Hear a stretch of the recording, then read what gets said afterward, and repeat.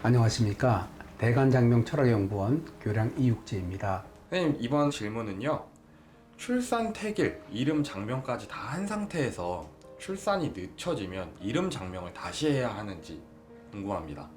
보통 이제 출산 태기를 하시는 분들이 이제 상담 전화를 하실 때 출산 태기라고 이름 장명을 같이 물어보는 경우가 있습니다. 그래서 보통 같이 이름을 출산 태기라고 같이 짓게 되면 어떤 문제가 나오냐면 예정일이나 예정 시간을 못 지키는 경우가 왕왕 있습니다. 정해진 시간인데 왜 늦을까 궁금하신 분도 있지만 이제 산모의 개개인의 건강 문제라든지 혹은 간간히 올 수 있는 병원의 시스템 문제라든지 이런 경우로 제 시간을 못 지키는 경우가 있는데, 그럴 경우에는 약간의 차이, 시간이 약간 차이가 나는 경우는 그냥 이름을 그대로 쓰는 경우가 있는데, 시간에 따라서 전혀 다른 사주가 나오는 경우가 있어요. 그래서 시간이 비슷한 시간대가 있고 전혀 다른 사주의 구성을 바꿀 수 있는, 전체의 구성을 바꿀 수 있는 그런 시간대가 있기 때문에 출산 태기라고 신생아 장명을 같이 짓는 것은 바람직한 방법은 아닙니다. 그래서 저희 장명소에 이렇게 문의가 오시면 꼭 말씀 먼저 드립니다. 급하시더라도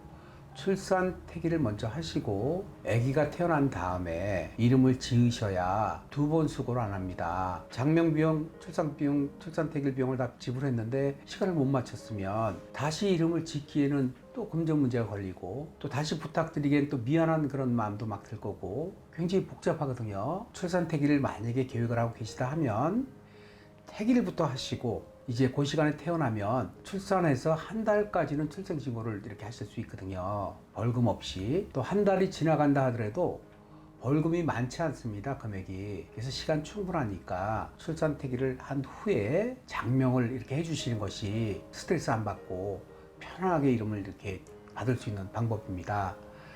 출산 태길과 장명은 같이 하지 마시고 출산 태길부터 하시고 그 다음에 태어난 걸 보고 산모님이 좀 편안할 때 장명을 해주시는 것이 좋은 방법입니다. 선생님, 그러면 이제 출산 태기를 정하게 되면 그 날짜랑 시간을 맞추기 위해서 이제 제왕절개를 좀 부탁을 하는 경우인 건가요? 제왕절개를 할 때 보통 이제 초산인 경우하고 경산인 경우하고 아니면 이제 그 외에 세 번째라든지 이런 경우는 산모의 상황이 좀 틀려지는데, 초산 같은 경우는 예정일에 한 2주 정도부터 날짜를 잡을 수 있고요. 초산일 경우라도 산모님에 따라서 자궁이라든지 이런 여건이 안 좋은 사람들이 있습니다. 나이가 조금 있으신 분들 같은 경우는 날짜를 태길할 때 조금 신경 쓰셔야 되거든요. 일단 의사 선생님하고 예정일을 좀 받으신 다음에 의사 선생님께서 언제가 가능하다, 내 시간이 언제가 가능하다 이렇게 가이드를 주세요. 그걸 받은 다음에 그 다음에 성별 정도는 꼭 알아야 되겠죠. 출산 태기를 잡을 정도면 성별을 알거든요. 성별을 준비해서 그 가용할 수 있는 시간을 알아가지고 출산 태기를 문의하시면 출산 태기를 해주시는 분들이 범위에서 쾌적한 날을 이렇게 잡아주실 겁니다. 근데 혹시 이제 의사 선생님들 중에서 거부하시는 분들도 있을까요? 그럼요. 종교적 신념인 경우가 좀 아무래도 많죠. 그 외에 이제 산모의 특수성, 그런 부분 때문에 이제 간혹 안 된다 이런 분이 계시는데, 그게 한 15년 전이나 20년 전에는 굉장히 그런 것이 컸습니다. 의사들의 권위가 굉장히 강할 때였는데, 지금은 거의 대부분 90% 이상 정도는 가서 날 좀 받아오세요 이렇게 해주는 경우가 있는 걸로 알고 있습니다. 태기를 하시겠다 하는 분이 출산 태기를 제왕절개를 하시면 출산 태기를 할 수 있는, 선택할 수 있는 폭이 예전보다는 훨씬 수월해졌다 이렇게 볼 수 있습니다. 뭐 달력이나 이런 데 보면은 사실 손 없는 날 이렇게 해가지고 뭐 이삿날 이런 게 적혀 있는 경우가 있잖아요. 그래서 제가 궁금한 게 있는데, 이사일을 손 없는 날에 가는 것이 왜 중요한지 그게 좀 궁금합니다. 보통 태길은 이제 이사 태길이 있고 결혼 태길이 있고 이장 태길이 있고 그 외에도 이제 그 행사 태길들이 있는데, 이사 태길 같은 경우는 가족들이 움직이거든요. 가족들이 움직이고 하기 때문에 일단 태길을 하는 것이 굉장히 중요하다. 손 있는 날이다, 손 없는 날이다 이렇게 보면 손 있는 날은 뭐냐면 손재수가 있는 날이에요. 손의 손. 귀신의 장난이라고 그러죠. 그래서 1일, 2일은 예를 동방에 있다, 3일, 4일은 서방에 있다, 북방에 있다 이렇게 해서 이제 그 중에 1일, 2일, 3일, 4일, 5일, 6일, 7일, 8일은 귀신이 각각 손해보는 귀신들이 움직이는데 9일, 10일 귀신들이 쉬어요. 그래서 그때 어떤 일을 하게 되면 손해를 보지 않고 무해무득하다 해서 손 없는 날을 따지는 건데 손 없는 날은 음력으로 따지는 겁니다. 양력이 아니고. 양력은 큰 글씨죠. 큰 글씨.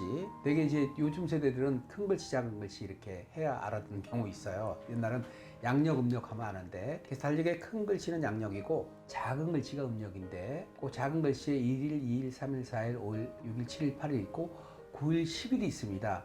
요 날이 손 없는 날이고요. 19일, 20일도 손 없는 날입니다. 왜냐면 0을 빼고 11, 12 이렇게 10을 빼고 1, 2, 3, 4로 가거든요. 그 다음에 29일도 마찬가지입니다. 29, 30 음력으로 29, 30 요 날이 손 없는 날인데 이사를 간다 하면 예전에는 방향부터 먼저 잡았습니다. 삼살방 올해가 어디가 안 좋다. 올해는 어디 가지 말라. 어느 방향 가지 말라.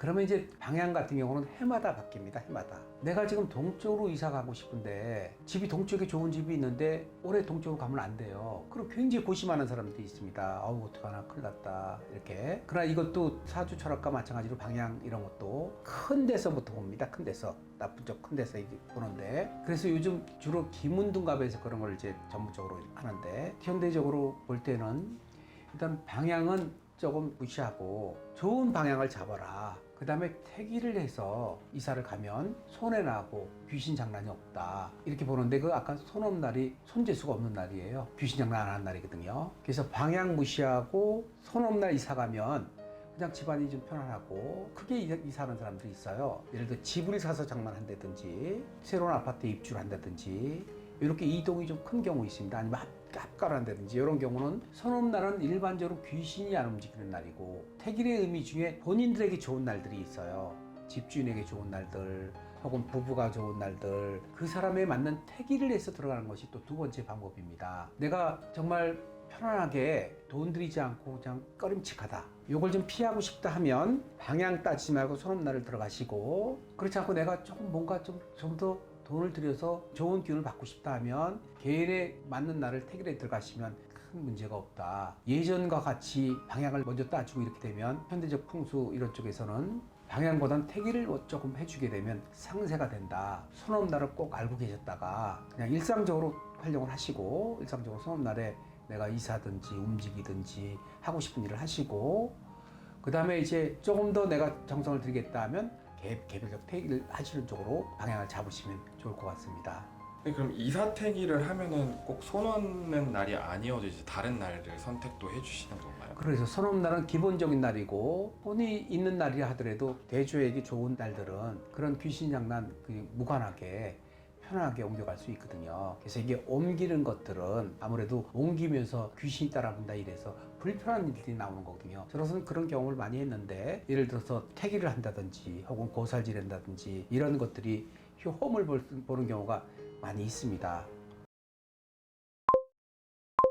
그럼 제가 이제 인터넷에서 이런 글을 봤거든요. 개명을 기각을 당해서 항고를 했는데 또 기각을 당했다고 해요. 그럴 때는 어떻게 해야 되나 하고 여쭤보는 그런 글을 봤습니다. 어떻게 해야 될까요? 이런 경우는 이제 왜 기각되는 사유가 있는데 범죄, 집행유예 기간이라든지 폭소를 안 냈다든지 지방세 안 냈다든지 이런 부분 그 다음에 이제 판사님의 자의적인 판단 이런 경우가 이제 기각 사유에 해당되는데 그거 말고도 정해진 서류를 안 내는 경우가 있어요. 혹은 오타를 내거나 너무 당당하게 개명해달라고 막 이런 경우 있어요. 이제 괘씸죄에 걸리는 부분들이 조금 있을 수 있겠는데 그래서 기본적으로 서류가 올라갈 때 판사님한테 올라갈 때 기각이 됩니다. 그런 사례가 있어서 이제 이거는 일반 사건과 달라서 한번 기각이 되면 일정 기간에 또 서류를 낼 수가 있어요. 일정 기간 3개월이고 6개월 이렇게 낼 수가 있거든요.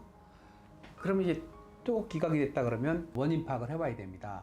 서류가 잘못된 건지 아니면 내가 어떤 문제가 있는 건지 해보고 만약에 서류가 잘못됐다 하면 직접 하는 것보다는 요즘 법무사 비용이 많이 저렴해졌습니다. 법무사님들 같은 경우는 그 법원에서 요구하는 그 내용들을 충족시켜 주세요. 그래서 그게 금액이 많이 비싸면 변호사 비용처럼 비싸다 그러면 내가 아니지만 아주 싸게 하는 분들도 있고 약간 금액 받는 분도 있어요. 모든 게 막 싸다고 막 좋은 건 아니거든요. 서비스 질에서 받을 만큼 받는 분이 사실은 정확한 일처리를 해주시거든요. 예를 들어서 구청까지 신고해주고 동사무소까지 가서 주민등록 받는 것까지 해주는 금액만큼의 값어치가 있거든요. 그래서 너무 저렴한 것도 좋지 않고 또 너무 비싼 거는 권해드리지 않고 적절한 선에서 법무사를 통해서 활용을 하시면 그런 부분은 해결될 수 있는데 그렇지 않고 돈은 안 쓰려고 하시고 그 다음에 내가 뭔 잘못했는지 모르고 기각당한 분만 분해하시고 그러면 방법이 없거든요.